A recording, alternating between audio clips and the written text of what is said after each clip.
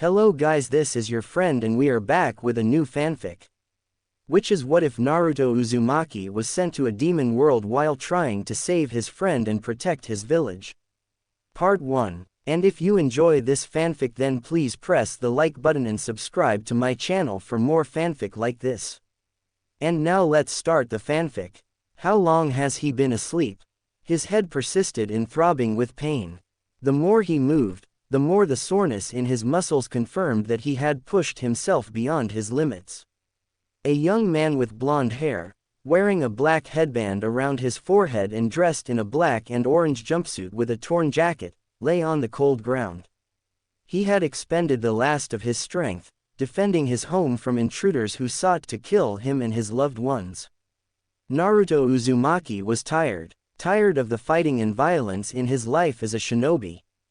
The final battle against the leader of the Akatsuki proved to be his greatest challenge.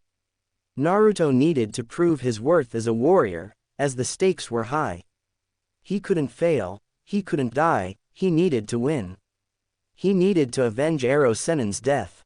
Or else everyone else's efforts would have been in vain. He would have died for nothing. It took a while, but in the end, he managed to prevail. He won. He won the battle against pain. He wouldn't hurt anyone again, not when Naruto was still alive and well. Regrettably, Naruto nearly lost a part of himself during the battle.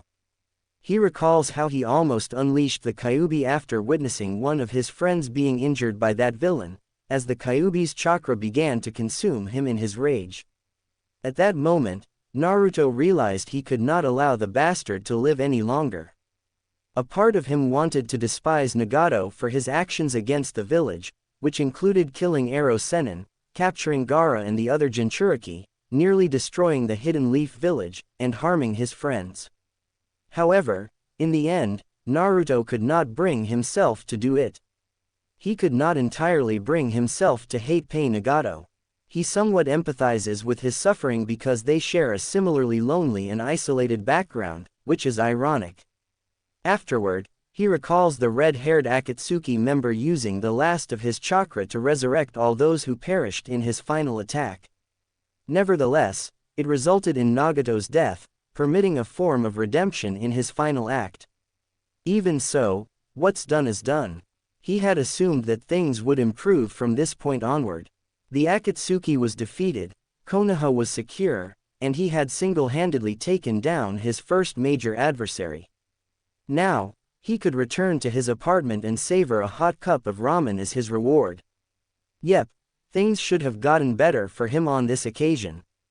Too bad that's not how it works for him most of the time. Slowly opening his blue eyes, the first that Naruto took notice of was snow. White snow falling down his face. Where am I? Naruto questioned himself, taking a look around the snowy forest. Sheesh, this place was cold. The young shinobi wrapped his arms around himself, fighting off the cold. He had been in chilly areas before, such as during his mission in the Land of Snow, which later became Haru no Kuni due to changes in the climate. I hope everyone is doing okay, Naruto said worryingly until a dark realization hit him. Kakashi-sensei. The last time he'd seen the man was when he carried the injured shinobi on his back, helping to recover his strength. Unfortunately, they were ambushed by the bastard in the orange mask. Before what happened, Naruto had woken up in this snowy forest. Standing on top with both of his legs, using the least amount of chakra he had left in him, Naruto activated Sage Mode as he attempted to sense other inhabitants around his current environment. What was happening? He couldn't sense anyone nearby. This couldn't be it. Why couldn't he sense chakra here? He had no clue. There wasn't a jutsu he could use to get back home. He didn't even know where he was. Was he even in Konoha? Or the Land of Fire even? Shit, this wasn't making any sense to the young shinobi. Were his senjutsu abilities lying to him, or was he that low on chakra? There was no way. Was he perhaps in a different world? This couldn't be the case. There had to be more of a reason for it. If that's the case, it would explain the lack of chakra in the environment. He won't lie, it was pretty strange. There is no chakra here whatsoever. Either way, Naruto knew thinking like a sitting duck wouldn't help him on his lost journey. Alright, get a grip. Come on, Naruto Uzumaki. Naruto told himself, closing both of his eyes and shaking his head rapidly. You already defeated Nagato and saved Konoha all by yourself, learned a new technique, and avenged Pervy Sage's death. You can overcome this obstacle, Dadbeo. Anyway, Naruto took a deep breath, proceeding to calm his emotions. The blonde-haired shinobi needed a plan. There'd have to be a nearby village around here. He could make a first stop there. That would be an excellent place to start and ask questions about where he was. There could be a reverse jutsu he could pull off to get back home. Or opening another rift like his sensei did. Either way, it would take a while to pull off. He would go home, by walking. Alright, let's go, Naruto said to himself, full of energy, and began walking to his next destination. One thing's for sure, no one was going to believe him that he was related to the Hokage at all. It took a while and may have been an exhausting experience, but he did it. A small village slowly appeared in the vision of the young shinobi's eyes once the tree lines ended. Faux tears rapidly ran down both of his cheeks as he was relieved to arrive in a safe location for once. And a place with warmth. Naruto felt blessed when he saw the population, as a sign from the great heavens telling him he wasn't completely screwed. Naruto took the time to survey the area, observing the inhabitants and villagers walking peacefully through the village. It resembled Konoha, but it could not have been. Snow covered everything. The last time Naruto was in Konoha or a nearby town, it was scorching hot. This place had to be far from Konoha, at least, that was the only conclusion Naruto could reach at this moment. Okay, he needed info and fast. With determination in his mind, he glanced forward, still attempting to calm in the situation. A real shinobi always acts calm in a problem like this. Noticing an older woman in ragged clothes, Naruto walked over to the woman and attempted to ask a question. Hey Bakken, can you help me where I am? Is this village close to Konoha? Naruto leaned forward, his curiosity piqued as he scanned his unfamiliar surroundings. With a hint of determination in his voice, he asked, eager to uncover the mystery of his current. The older woman raised a brow, appearing offended by the blonde-haired teen's words. Oi, how rude. Where are your parents, Gaki? She dramatically pointed her left finger at the blonde-haired shinobi who had a look of confusion and doleful. My parents passed away. It's just me, Naruto spoke, recalling the memories of his family when they were still alive. Even though he was just a baby when they passed away, he understood the main reason behind their deaths. I'm sorry to hear about that, the older woman apologized, feeling a bit guilty by the young man's statements. Naruto immediately brightened with his trademark grin. It's okay. You didn't know. I could have used better words when asking questions. Naruto spoke as he scratched his head, a sheepish smile displayed on his face. Anyway, let's start over. Do you know what this village is? Naruto asked again. The older woman's stern expression swiftly vanished before she responded to the blonde-haired shinobi. This is the village close to Okutama town. It is the village that resides around Mount Kumotori. Mount Kumotori? Naruto had never heard of that place before. This isn't the land of snow, is there a village leader around here? Naruto asked, wondering if he could gain more answers here. The older woman was confused for a bit. Village leader? Not that I'm aware of, no. She hooked her head sideways, confirming her answers to the blonde-haired shinobi. This revelation left the blonde-haired shinobi with more questions than answers. From what he had gathered so far, there was no chakra, no Konoha, and no village leader.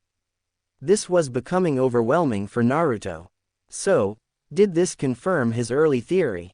Was he, perhaps in a different world? What? No, that couldn't be the case, but still, it was the only logical answer he had at the moment. Damn it, Kakashi-sensei. What the hell did you do? Where did your Kamui send me? Naruto was not angry with his sensei, of course. He understood why Kakashi deemed it the only choice to ensure his safety. If anything, it was the fault of that orange-masked bastard who obstructed their way. Just as he and Kakashi-sensei were nearing their home destination, that asshole appeared out of nowhere and disrupted their path. He swears, though, every lousy guy had it out for him. Still, Naruto knew one thing. Thinking about what happened in the past wouldn't get him far. For now, he needed a plan. And a damn good one. He was aware of his fatigue and the necessity of finding accommodation for the night, thus making it his primary objective for the day.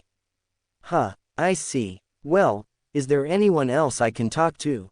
Or a place to stay in that manner? Naruto asked. There should be an inn where you can stay for the night. But they accept yen for the stay, of course. The elderly woman explained to the young shinobi who began to take mental notes for more information. Yen, was it similar to Ryo? If that's the case, Naruto was screwed here. He left his wallet back in the mountains before he was summoned to battle Pain in the devastated village of Konoha. And he loved that wallet. I see. Well, thanks, Obaken, but guess I should get going then. Naruto began to walk away from the tiny house. Before the blonde-haired Jinchuriki could step another foot, the elderly woman stopped the blonde-haired shinobi in his tracks. Wait, before you go here. The older woman spoke, using her left hand to grab a couple of coins in her pocket. Put your hand out, she called out to the whiskered-faced teenager. Naruto reluctantly placed his right hand as he felt the coins drop into it. This should cover the expenses. Take care of yourself, Otoko. The elderly woman spoke with a touch of kindness. Naruto immediately brightened up due to the kind act of the elderly woman he had just met. Guess the universe didn't have it out for him, ultimately.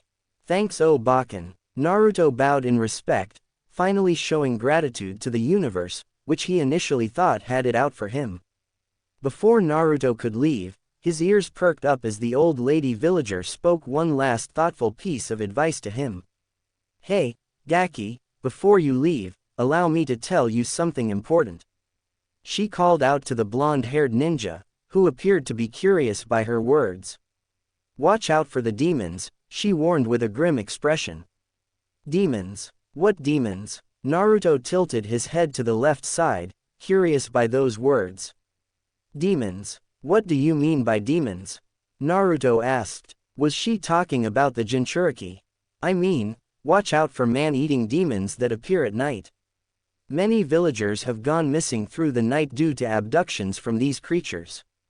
The gray-haired woman warned, urging the blonde-haired shinobi to stay out of trouble. However, in the case of Naruto, that wasn't an easy option for him in the slightest. Shaking his head, Naruto delivered a confident smile, preparing for anything at this moment. Don't worry, I'll be careful. I won't be gone anytime soon. Datbeo. He gave a thumbs up as the elderly woman shook her head out of exasperation, sighing to herself. Watch yourself, Gaki. The older woman warned one last time before entering her home. Naruto didn't say anything else. His blue eyes continued to stare at the elderly woman as she left the blonde-haired teen alone in his thoughts. Geez, were the demons here really that dangerous? More than the Akatsuki or Jinchuriki alike? If that's the case, then where the hell was he then? Sighing to himself, Naruto knew that standing here like an idiot wouldn't offer him answers. After leaving the elderly woman, Naruto soon made his way to the inn. He needed to get some rest, after all. After nearly giving his life to save the village from an insane megalomaniac, he certainly could use it. They may serve ramen in this hotel, after all. Kami, Naruto's mouth, began to water at the thought.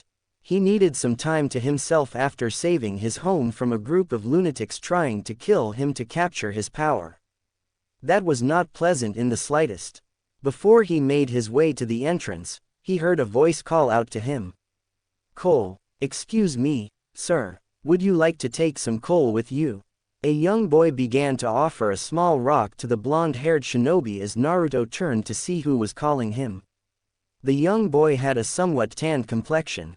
His black hair with burgundy-red tips appeared to be combed back and tied in a ponytail. His dark red eyes matched his hair color precisely. He wore a green and black checkered houri over a white robe and black pants. "Ah, sorry, kid, but I don't need any coal." Naruto declined kindly. "Oh, I see." The red-haired boy spoke out with a disappointed expression. Naruto felt a twinge of regret as he observed the disappointment on the young boy's face. "Look, tell you what, if I'm ever in town again and need something to get some warmth from, you'll be the first person I'll come up to," Naruto ensured as the young boy with the red hair cheered up after hearing those words. "Thank you, sir." The young boy bowed respectfully. Naruto chuckled in response, the young boy's enthusiasm reminding him of his younger years as a student at the academy. "Excuse me, sir, but I don't think I've seen you in the village before. Are you a traveler by any chance?" the red-haired boy asked in a curious tone. Those words shook Naruto a bit as he knew he was drawing attention to himself with his colorful background and appearance. "Well, sorta. Let's just say I'm far away from where I'm supposed to be." Naruto spoke with a grain of truth. It wasn't complete honesty, but it wasn't a lie either. "Oh, interesting. What's your name?" the young boy with red hair asked curiously. Naruto looked at the red-haired boy in silence for a couple before responding as he let out his foxy grin. "I'm Naruto. Naruto Uzumaki." Naruto introduced himself, giving the red-haired boy a small thumbs up. "And you are?" Naruto inquired. "I'm Tanjiro Kamado. Nice to meet you, Naruto-san." The boy introduced himself, bowing politely to the Konoha ninja. "Likewise, kid." Naruto smiled as he took hold of the young man's hand, shaking it. "Always nice to meet new people," he expressed cheerily with his foxy trademark grin. "Agreed." Tanjiro happily nodded in response. "It's always nice to meet new people in this village." The blonde-haired Jinchuriki nodded once again as his blue eyes narrowed at the sun setting, closing in at nighttime. He had better get some rest soon. "Well, it's been nice talking to you, but gotta get going soon," Naruto politely said. "Need to find a place for the night after all." Tanjiro became worried, his expression transforming into one of concern. "You don't have a place to stay for the night?" he asked in a concerned manner. Naruto scratched his head. "Nah, I do. I have enough money to stay at the inn right here." Naruto paused for a brief second, realizing it was only, just for tonight at least. He finished his sentence. "Well, maybe you can stay with my family and me. That way, you wouldn't be spending too much yen in the process." Tanjiro obliged with kindness. Naruto did not wish to intrude, particularly since he had only recently met the child. He did not want to take advantage of the child's kindness, especially as Naruto knew he could not remain there, knowing he had to return to his old home. "Ah, thanks, kid, but it's okay. I'm starting to know my surroundings further. Besides, it's getting late. You wouldn't want your family to worry about you," Naruto said with concern. "All right, well, I hope to see you again soon, Naruto-san." Tanjiro bid farewell to the whiskered-faced ninja. Naruto returned the words with a smile on his face. "See you later." After turning to face the location of the inn, the Konoha ninja walked away from the young boy selling coal and decided to get a night's rest. "Hey, when you go through a day fighting off a crazy maniac with several clones of yourself, almost being possessed by a giant nine-tailed fox before meeting the ghost of his father, then getting ambushed by another member of the same group who wants his power to make their meetings end and waking up in unknown territory with the lack of chakra, then, yeah, you could say he needed a small nap. He also needed some clean clothes, and some ramen, of course. After all, he couldn't sleep on an empty stomach. If only Kakashi-sensei could see him now. Man, that hit the spot. After checking out at the closest inn, Naruto was out of his orange jumpsuit and wearing a white robe as he lay in his bed, enjoying a fresh bowl of ramen. Although it did not surpass the quality of the cups he had in his apartment, this beverage was undeniably high quality. After the blonde-haired Jinchuriki completed his meal, he placed his empty bowl aside. The blonde-haired ninja stood up on both legs and resumed stretching his limbs. The night was approaching, and he knew that he needed to rest to regain his strength for tomorrow. It would be a big day for him. However, Naruto had a few things on his mind. Okay, so no one else here has an idea of what chakra is or what a Hokage is, for that matter, Naruto said to himself, wondering what kind of place this was. That gave the Konoha shinobi an idea. Naruto decided to test something. Standing on both feet, Naruto assumed a summoning position. It had been a while, but he needed to be sure if this would work wherever he was. Kage Bunshin no Jutsu. Two clones appeared beside the Konoha ninja's sides, and a smile appeared on Naruto's face, realizing his chakra was coming back. That's more like it, a eureka moment displayed on the blonde-haired ninja's face. Okay, so the shadow clone technique was still an option in Naruto's arsenal, along with the newly earned Sage Mode. Alright, he was making progress. In addition to his chakra, Naruto would need more in his arsenal since chakra does have its limits after all. He recalled, however, that Ero Sennin had given him a few paper slips to practice Fuinjutsu and create paper bombs in case he found himself in a sticky situation. No pun intended. Naruto was by no means a master of the subject, but he knew his fair share, thanks to the 3-year trip he took with Ero Sennin. It might not have been much, but it was something. It's better than absolutely nothing. Iruka-sensei would be proud if he were to see him at this moment. Observing the night sky, Naruto realized it was time to retire for the night. He needed his rest as a loud yawn escaped from his mouth. Just as the blonde-haired shinobi was about to head to bed, he couldn't help but recall the concerned words from the older woman he had spoken to earlier. Watch out for the demons. Demons. Demons existed here, but what kind of demons were they? Were they like him, like Jinchuriki of some sort? As his old, lazy comrade would say, this was becoming quite troublesome for him in a predicament like this. He lived in a world fraught with trouble. It was nothing new, of course. Naruto was accustomed to it. If anything, this was merely a stepping stone for him. Having settled comfortably, Naruto rested his head on the pillow, and the young shinobi finally drifted into sleep again. He did wonder how everyone else was doing after Pain's invasion. Were Kakashi-sensei and Sakura-chan safe? What about Hinata? The last time Naruto saw her, she was at the mercy of Pain's attack. Or any of his comrades. He didn't want anyone else to suffer just because he was one of the tailed beasts the Akatsuki were looking for. Everyone he knew was counting on him, and he was acutely aware that the lives of everyone in the Hidden Leaf Village were in his hands. Their sacrifices and the lives of those who risked everything to protect him from the Akatsuki would have been in vain. And Naruto understood that he had to shoulder the burden alone. With that last thought in mind, Naruto closed his eyes and slept through the night. He genuinely hoped that everyone was holding up well, whether they had him by their side or not. Well, that was a great night's rest. Unfortunately, it couldn't stretch out a little while longer right now. Waking up in the morning, the blonde-haired shinobi stretched both arms after resting well. He needed that. Without replenishing his energy or chakra, he would have been rendered useless. Shedding the white robe, Naruto donned his orange and black jumpsuit and placed his black headband in his pocket as he prepared to depart the hotel.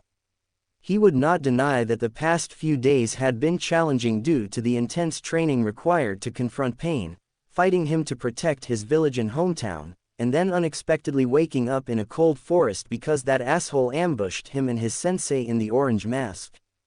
As someone who loves the color orange, that masked man was disrespecting the color. Naruto will find a way to avenge it, of course. He wasn't going down, not without a fight, at least. He won't rest until he turns his dream into reality. Despite the odds stacked against him, he clings to the hope that soon he will be reunited with everyone he loves, no matter the cost. After leaving the hotel, Naruto proceeded to the forest. He was aware of the demons residing in the woods, but he remained indifferent. At the very least, Naruto was aware that not all hope was lost. He took on 2 Akatsuki members all on his own. He wasn't going to let a couple of so-called demons interfere with his goal of returning home. He swore to himself he would see his friends and comrades again. Additionally, Sage Mode would be available to assist him in the event of any greater threats in the vicinity. It was unfortunate that the summoning jutsu did not work, unlike his earlier attempts when he arrived. No one, not even the old toad or Gamabunta, appeared when Naruto used the jutsu, leaving him with no way out. So let's see. He had already rested the other night. That was one goal done. But how was he going to find another way home? Just thinking about not returning to the village was beginning to piss him off. The blonde-haired shinobi then recalled his reflections from the previous night. Right, berating himself would be futile at this juncture. He took a deep breath, acknowledging the necessity to remain composed in the situation. While hopping through the snowy trees, an alarm set off Naruto's senses. What the hell? Naruto thought in his mind. He could sense a couple of life signatures around. Except one of them had a hostile intent. If not, it was the highest life signature he sensed. There was danger around the corner. There were 2 of them as Naruto continued to use Sage Mode, sensing the other life signatures. They were connected in some way and shared similar energy. Typically, the smart thing to do in this situation was to turn around and pretend nothing happened. But, knowing the orange-clad ninja, it wouldn't happen. Naruto knew he could not permit this. The Konoha shinobi could not tolerate inaction despite being in a different world. He would rather face unknown dangers than endure the guilt of abandoning innocent people in peril. With that, Naruto did what he always does best, being unpredictable and bringing attention to himself. Yup, some things never change for better or for worse. This was a disaster. Scratch that. This turned into a nightmare. This was not supposed to happen. He ventured out for a day to sell some coal in his local village, intending to earn money to support his mother and siblings. After all, it was his responsibility as the older brother. He was hoping for a happier conclusion. Tanjiro Kamado expected to return safe and sound to his loving family. Not to be carrying the bloodied body of his nearly injured sister. Nezuko, don't die. She's going to be okay. She's going to be okay. Your big brother is here, after all. Tanjiro thought to himself. Tears threatened to come out of his eyes. The older Kamado sibling continued to carry his poor sister, struggling to walk through the snow. It's okay, Nezuko. Your big brother's going to save you. At that moment, while Tanjiro was so focused on his goal of saving Nezuko, he didn't even notice the slight tilt coming from his sister's head. Suddenly, a gut-wrenching scream emanated from his sister as she began to convulse, causing both of the Kamado siblings to tumble down the side of the mountain, losing their balance in the snow. Nezuko, where are you? Are you okay? Tanjiro panicked, his head rapidly turning everywhere, wondering where his poor sister was. Tanjiro then turned around, facing his sister, whose face was covered by her black hair. Nezuko. Tanjiro was beginning to grow worried for his sister. He'd expected to see a gentle expression on his loving sister's face, only to be faced with a different one. Instead of the warm-hearted eyes he'd known her for, he was met with the eyes of a terrifying beast. Her eyes appeared slit like a predator hunting down her prey. Tanjiro suddenly remembered old man Saburo's words. A demon, a man-eating demon. No, it couldn't be. Just then, she lunged forward towards her brother, anticipating a hungry appetite as she attempted to take a bite from her brother's flesh. Grr! Nezuko growled towards her brother. In quick instinct, Tanjiro dodged the first attack from his sister's bite, then began to use the handle of the hatchet he used to cut trees from before she bit down on the handle in a rough manner. No way, she's a demon. Tanjiro realized in his mind. Her pink eyes were becoming even more slit, her fangs were showing, appearing more animalistic. No, there's no way that Nezuko is a man-eating demon. She couldn't have attacked our family. She was lying on the floor when I found her at home. As if she was protecting Rokuta, and there was no blood on her mouth or hands. Tanjiro mentally made his assumptions. That had to be it. Nezuko would never do that. She would never harm her own family. She was a human, for Kami's sake. Before Tanjiro could form another thought, he felt his sister's body expanding, her strength increasing. The axe in Tanjiro's hands began to lower as he realized he wasn't strong enough to hold it. Grr. Nezuko continued to growl, growing further her size as Tanjiro began to lower the hatchet due to the pressure of her weight nearly overpowering her. Nezuko, you have to stop this fight. Fight back, Nezuko, stop. Tanjiro cried out to the last member of his family. As Tanjiro called out one last time to his sister, an unexpected action happened. Right as the demon-turned girl was in her hungry state, she looked to her left side, and she felt a kick on the side of her chest. Ah! The girl screamed as she landed in the snow. Then, an orange blur appeared, grabbing Tanjiro away from his demon-turned sister. Huh, you okay, kid? A concerned voice spoke out to the young villager. Shit, that was a close call. This was one of the things he wasn't expecting when he arrived in this quiet village. Naruto was glad to arrive in time before the circumstances could worsen. The danger was one thing Naruto would never forget about. You okay, kid? Naruto asked for the kid's concern as Tanjiro blinked in surprise, realizing who had just saved his life. I remember you. You were in the village yesterday. Tanjiro exclaimed, pointing his finger at the blonde-haired shinobi. Releasing his trademark foxy grin, Naruto spoke, pointing his thumb to himself. Yup, that was me. He began to ensure the village boy. Watch out, Tanjiro warned the Konoha ninja. Naruto quickly turned to see the same girl coming after him with a bloodlusted expression. Grr. The girl growled, her fangs increasing at the sight of Naruto. Out of reflex, Naruto quickly grabbed Tanjiro, jumping out of the way of the girl's attack. Sheesh, it hasn't even been one day, and already, people were trying to kill him at the first encounter. He just wasn't expecting a girl, of all people, to attempt to do so. Stay here, I'll take care of this, Naruto ensured, placing Tanjiro on the ground. Wait, you can't fight her. She's my sister. Tanjiro shouted to the blonde-haired ninja as Naruto's eyes widened at the red-haired boy's words. He said, what now, sister? Your sister? Naruto questioned, stunned at the information thrown in his face. Tanjiro nodded, despite the tragic state of his sibling. Yes, she may seem like a monster, but she didn't kill anyone. I just know she didn't. Tanjiro explained to the Konoha ninja. Please don't kill her.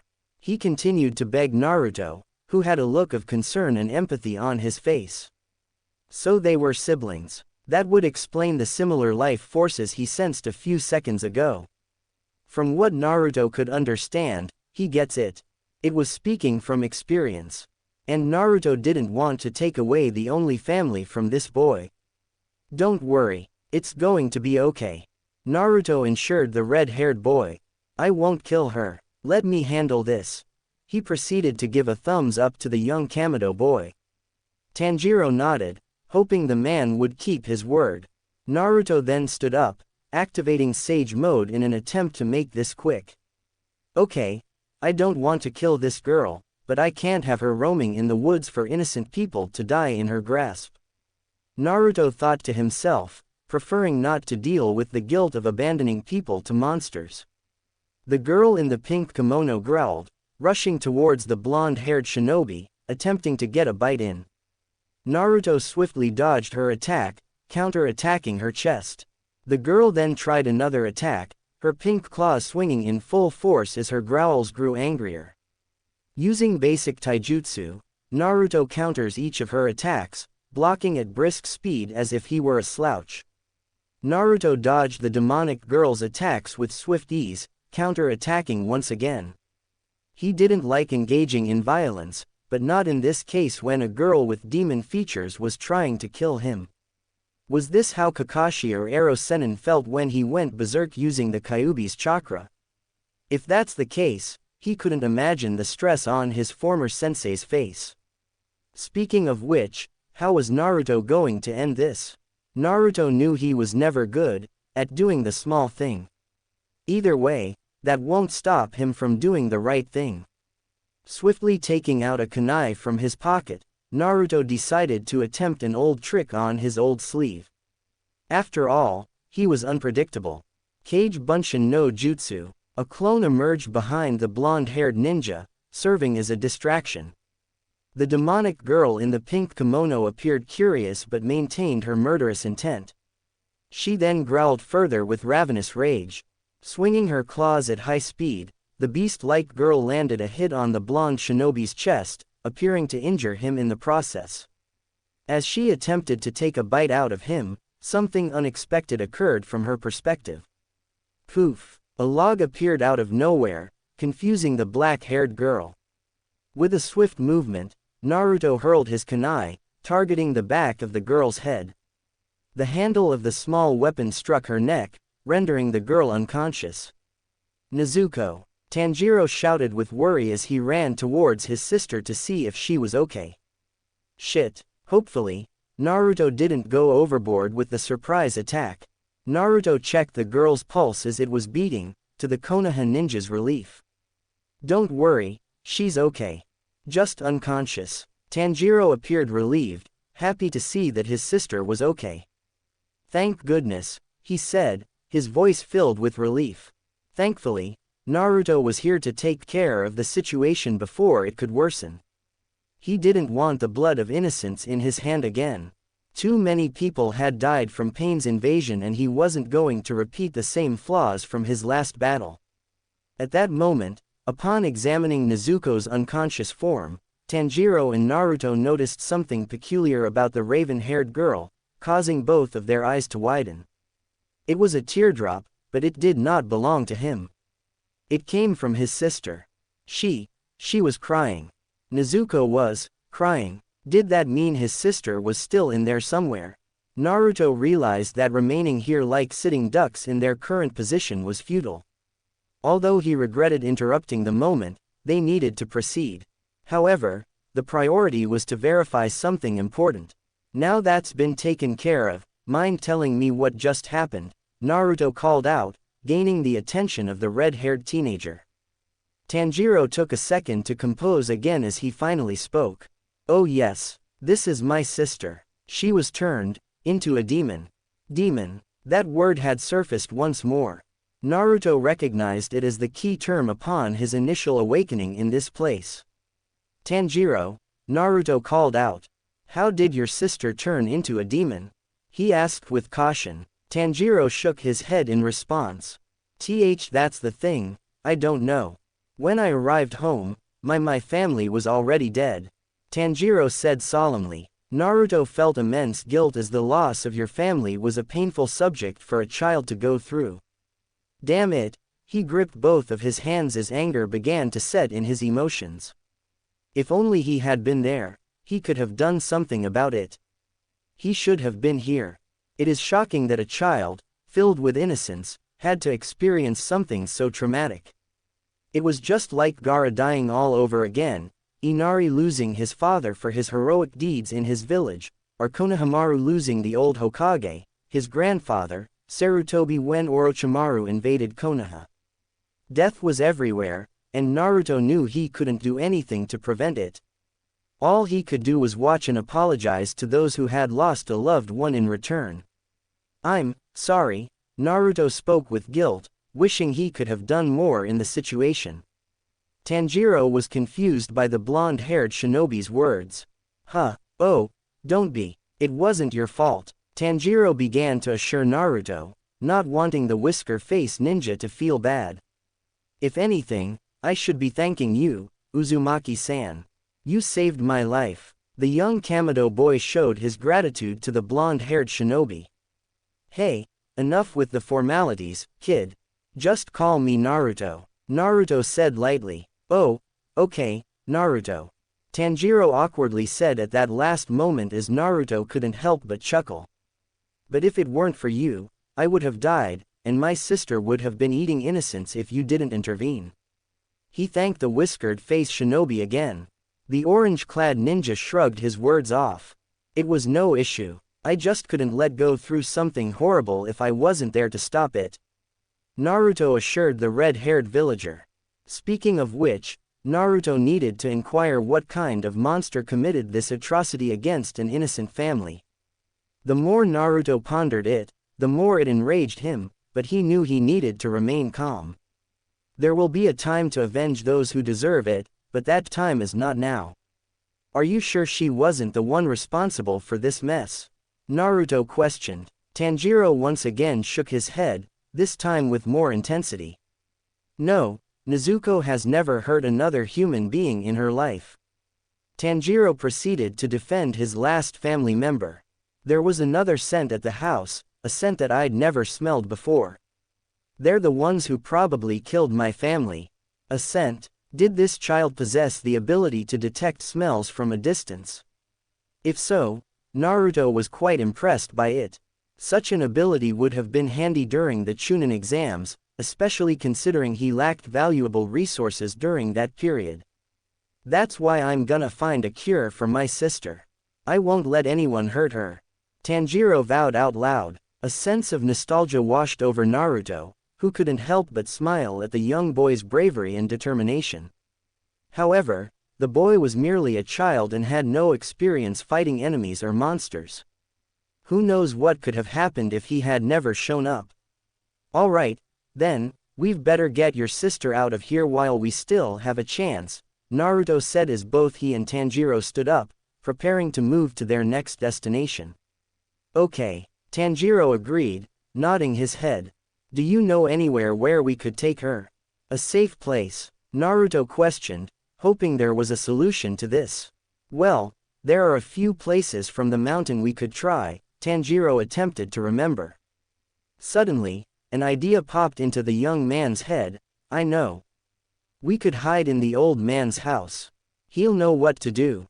Old man. This child seemed to know to whom he was referring. In that case, they would need to proceed immediately. Naruto understood that this was the most prudent course of action. "All right, then, we better get to it then," Naruto agreed, nodding his head in response. Tanjiro nodded in agreement. "But first things first, we need to bury my family first, to make sure they're in a better place." The young Kamado boy spoke solemnly, as his family deserved better. "Sure, kid, we'll go over there right now," Naruto assured the young boy, who brightly smiled at those words. Right when the duo was beginning to leave, all of a sudden, senses were on high alert as the orange-clad shinobi's ears perked up, noticing another interloper arriving. This time, it was coming in fast and did not stop in the slightest. "Tanjiro, watch out!" Naruto screamed out, his legs moving quickly as he grabbed the young boy and his sister out of harm's way. At that moment, the sound of a blade slicing through the air was heard, casting a shadow over the pair. Before the sword could strike Nezuko, Naruto swiftly used his reflexes to move the demon-turned girl out of harm's way. "Kami, that was close." A man wielding a katana stood before Naruto and Tanjiro. His messy black hair was tied into a ponytail, and his dark blue eyes complemented his red haori, worn over a black uniform.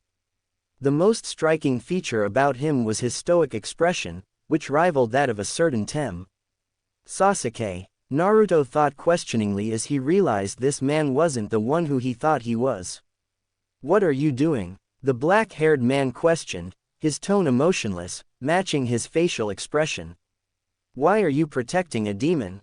he continues to ask with the most deadpan expression.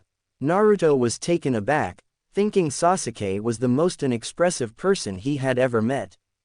However, just by observing this individual, Naruto realized he was practically on the same level as his former teammate.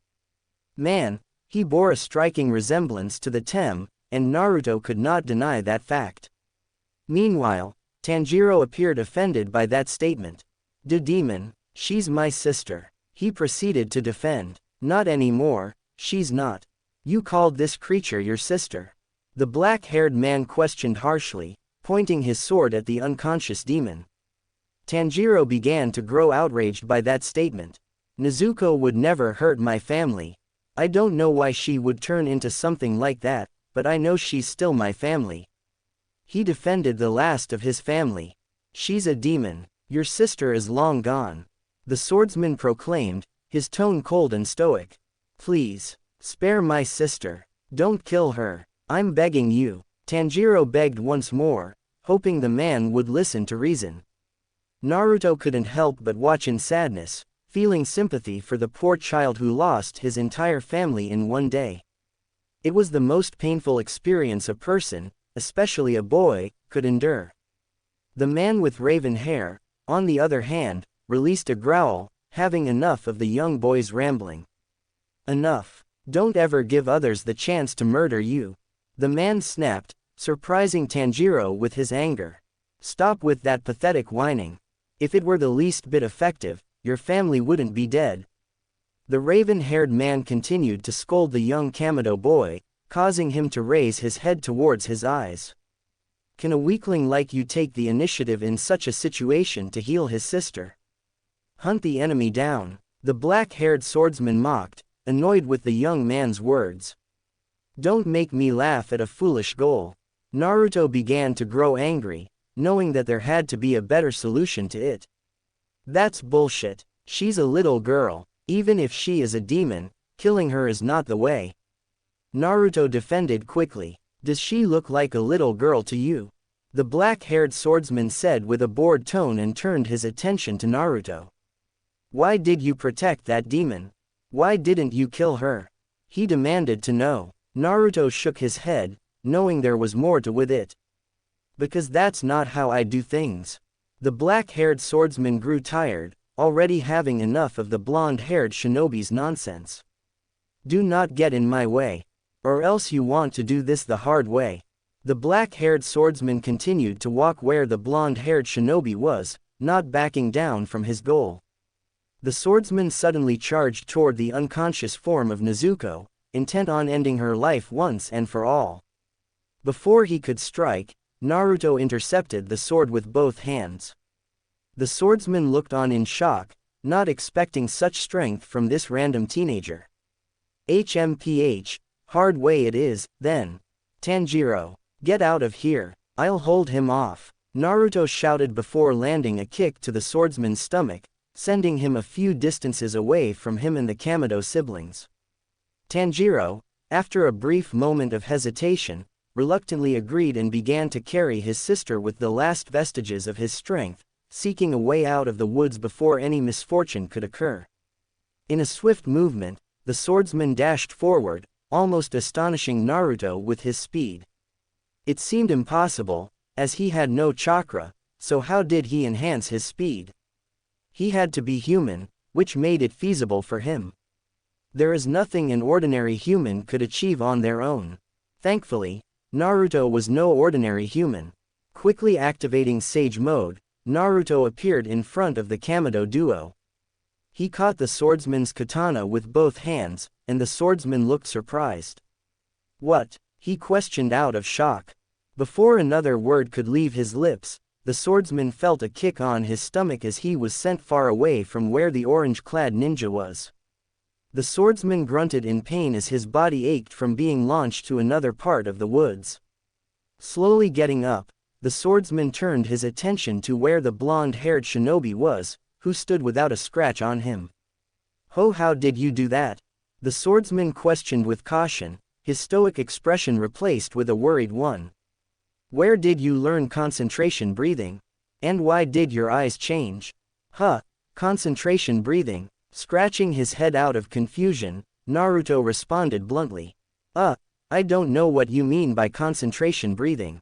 Do you mean chakra? He assumed. The black-haired swordsman gritted his teeth, anger finally coming out from him. Don't play dumb. There was no way you could have done that without increasing your breathing. Who taught you? What master was it? A sudden realization hit the swordsman, his eyes widening as he knew his answer. Naruto was still confused by what he meant by that. I still have no idea what you're talking about. Fine. If you don't tell me, then I'll just force you, demon. The black-haired swordsman threateningly accused Naruto and prepared himself for combat. The whiskered-faced shinobi lifted both of his hands in the air, trying to reason with the Sasuke wannabe. Demon, I'm not a demon, Naruto tries to explain, not wanting a fight in the first place. Before he could get a chance to explain, in a flash, the swordsman appeared above Naruto, but he already saw it coming, thanks to Sage Mode, as the swordsman's blade hit nothing but air. Naruto continued to dodge his attacks and slashes, using his counters, delivering a few attacks that caused the swordsman to stumble in surprise, not expecting someone to keep up with that speed. In a surprise action, an axe appeared out of nowhere, surprising both Naruto and the black-haired swordsman as the swordsman dodged the attack just barely before the weapon could harm. Both combatants turned to see where the axe came from, and they were shocked to see who it was. It was Tanjiro. Damn it, kid, I told you to get out of here. Naruto thought to himself. Tanjiro, run, Naruto warned. Tanjiro shook his head. I couldn't leave you alone. That's not what friends do for one another. The red-haired Kamado boy hurled another rock in an attempt to distract the black-haired swordsman. It was a futile effort to gain the upper hand. You fool, exclaimed the black-haired swordsman as he struck the red-haired boy with the hilt of his katana, rendering him unconscious. Tanjiro, Naruto screamed, beginning to use his trademark hand sign. Kage Bunshin no Jutsu. 4 clones were summoned alongside the original orange-clad shinobi. Despite the stoic expression on the swordsman's face, his eyes widened, breaking the stoic nature that came from him, most presumably in surprise, witnessing Naruto's power for the first time. All right, boys, let's kick his. Naruto delivered a war cry as the clones shouted in agreement.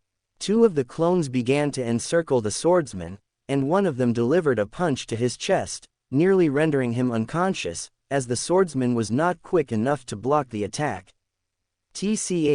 I was right. You must be a demon, then.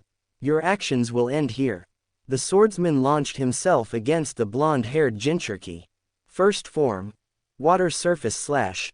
The swordsman yelled out as his sword generated enough momentum to deliver a slash made out of water and managed to cut one of the clones. A cloud of smoke emitted as soon as the blade hit the body. What the hell? Naruto shockingly expressed this. How the hell does this guy know chakra if I can't sense any from him? Alright, time to get serious then. Naruto said to himself. 2 of the remaining clones went into 2 pairs and quickly created one of Naruto's signature moves. Rasengan. 1 clone attempted to slam the glowing ball into the swordsman, but in quick reflex, the swordsman dodged the attack, almost caught off guard by the attempt. In a repeat of their first attempt, the second clone managed to charge another Rasengan, closing on the swordsman's back. He, however, had a trick on his sleeve. 4th form. Striking Tide. Naruto observed the attack from afar and employed one of his old strategies. Although 2 of his clones were eliminated, the blonde-haired Jinchuriki concealed himself from the lingering smoke. In a swift moment, aided by Sage Mode, Naruto harnessed the remaining chakra he possessed as he engaged with the Sasuke wannabe. Raising his right hand, Naruto delivered a powerful punch to the swordsman's abdomen, eliciting a groan of pain and propelling him through the air to land roughly in the snow. Ouch, and that was only Naruto taking it easy on the poor guy. Hearing a few coughs, the swordsman slowly rose, blood appeared at the corner of his lips. Naruto, recognizing that attack, had delivered a powerful punch. Well, what are you waiting for? Kill me, he demanded with a venomous tone. Naruto was confused. Why would he do that? Kill you? Why would I want to do that? Naruto said confusingly, scratching his head. The swordsman became confused by the blonde-haired shinobi's words. What? He further questioned. You heard what I said. Why would I kill you? I'm not a monster nor a murderer. Naruto spoke with sincere honesty. The swordsman remained silent, blood still dripping from his mouth as he lifted his right arm to wipe the red fluid away with his hand. So, Are we cool? Naruto inquired, extending a hand while the swordsman remained silent, disregarding the gesture. Kami, now, Naruto was beginning to sense Sasuke's presence, though even Sasuke would occasionally show emotion, albeit briefly. While Naruto was attempting to negotiate peace, he detected another presence that had emerged, approaching them. Nezuko had awoken up, running towards her unconscious brother. No, she'll devour him. The swordsman mentally panicked. Crap, I should have been paying attention. Naruto's heart raced as he felt the weight of the moment. With a surge of determination, he readied himself to unleash a swift Bunshin technique, desperate to subdue the demon-turned girl before she could strike at her brother. The air crackled with tension, and he knew he had to act fast to protect his friend. However, an unexpected event occurred. The demon-turned girl spread her arms, acting as a shield for her brother, growling at both Naruto and the swordsman in anger, protecting her brother from the danger posed by them. Naruto didn't expect to see such an action from the young girl. A recent memory flashed in Naruto's mind, recalling Tanjiro's words. Nezuko would never hurt my family. I don't know why she would turn into something like that, but I know she's still my family. The demon girl roared, running towards the orange-clad shinobi and the injured swordsman. Look out, Naruto warned, grabbing the injured swordsman and dodging the attacks from the demon-turned girl. Naruto continued to evade, parrying her attacks with a few blocks, retreating backward in the snow as the swordsman observed with keen interest, astonished to see a mere teenager keeping pace with a demon in this intense moment. Employing the same strategy as before, Naruto swiftly drew his kunai as Nezuko hissed in response, attempting to deliver a fatal blow to the orange-clad shinobi. However, just as she was about to strike, she was swiftly rendered unconscious by the edge of the kunai, once again restraining her as she fell into the snow. That's another problem taken care of. Now, Naruto needed to take care of the other problem. What's your name? The swordsman inquired with curiosity, his stoic expression softening as he posed the question. Naruto grinned, giving a thumbs up in return. It's Naruto. Naruto Uzumaki. He proudly introduced himself. A few seconds of silence had passed before the swordsman finally spoke up. Your name's Fishcake? He questioned seriously. A tick mark throbbed on Naruto's forehead, having heard that joke yet again. It does not. It means maelstrom, Naruto exclaimed, embarrassed. Damn it, Naruto had already got enough of that crap in Konoha. He didn't need to hear it in this world or wherever the hell he was. Right, anyway, listen carefully for what I'm about to say. The swordsman called out nonchalantly to the blonde-haired Jinchuriki, who had a look of interest. Uzumaki-san, the black-haired swordsman called out. Do you know what demons are? He began to question the orange-clad ninja. Naruto shook his head sideways, confirming his answer. No, aren't they from hell or something? He questioned, putting his assumptions on the table. You could say it like that, but no, those aren't the demons you're thinking of. The swordsman spoke with a grim tone as Naruto looked with interest, wondering what kind of creatures they were. These are man-eating demons. Demons that eat humans at night. The swordsman spoke with a grim tone, his expression darkening. If people are exposed to demon blood, it's how man-eating demons are made in the first place. And it's my job to stop them. He continued to explain. So, these are the demons that have piqued Naruto's curiosity. Although Naruto was no stranger to facing such dangers, he understood the necessity of remaining vigilant, especially in an unfamiliar world. It looks like defeating pain, and the Akatsuki wasn't his final challenge for the day. Uzumaki-san, do you also know what a demon slayer is? The swordsman questioned. Demon slayer. Naruto has never encountered that title in his life before. No, I have never heard of that in my entire life. What's a demon slayer? Is it like being a shinobi? Naruto inquired, pondering what it could be. In a sense, but not precisely. I am a member of the Demon Slayer Corps, and I must locate and slay all demons. The black-haired swordsman clarified. Naruto nodded, understanding his words. So it's like the shinobi system at home. Now, Uzumaki-san, clearly you're not from around here. Considering you don't even know what a demon slayer, let alone a demon slayer is.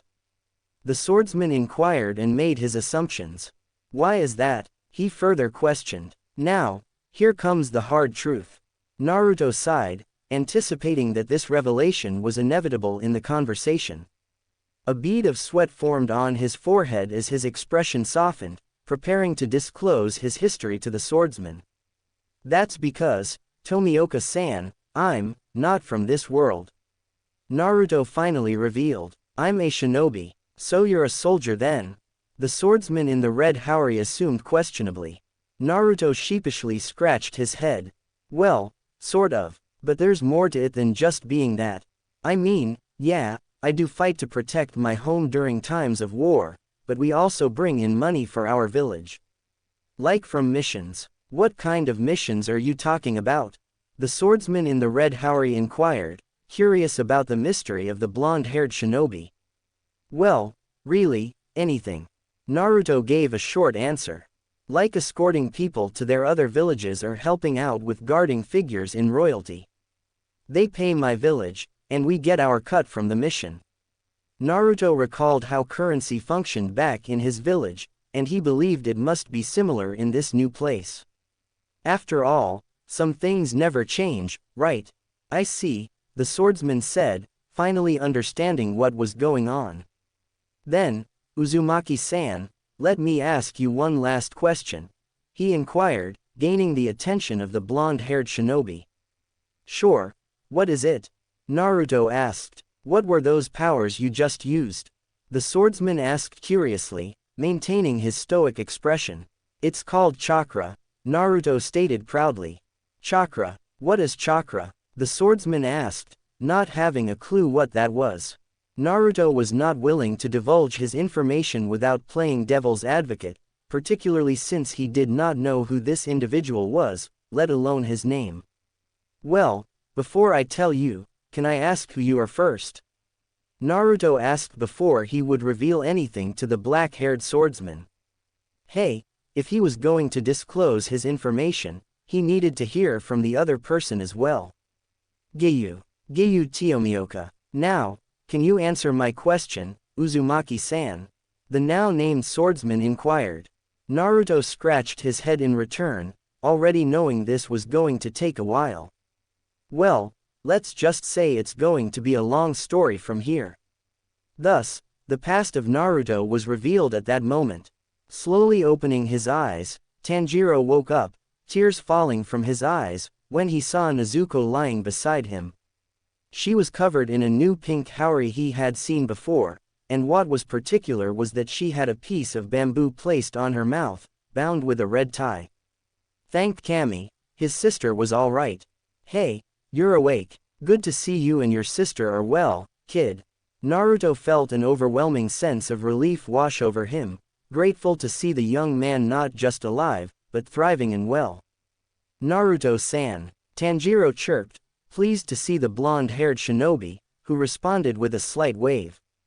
The one and only, Naruto jokingly said, giving a thumbs up at the red-haired villager's direction. Tanjiro smiled at the blonde-haired shinobi, before taking a look at his sister, who was alive but a demon. Naruto quickly informed the red-haired boy about their next destination.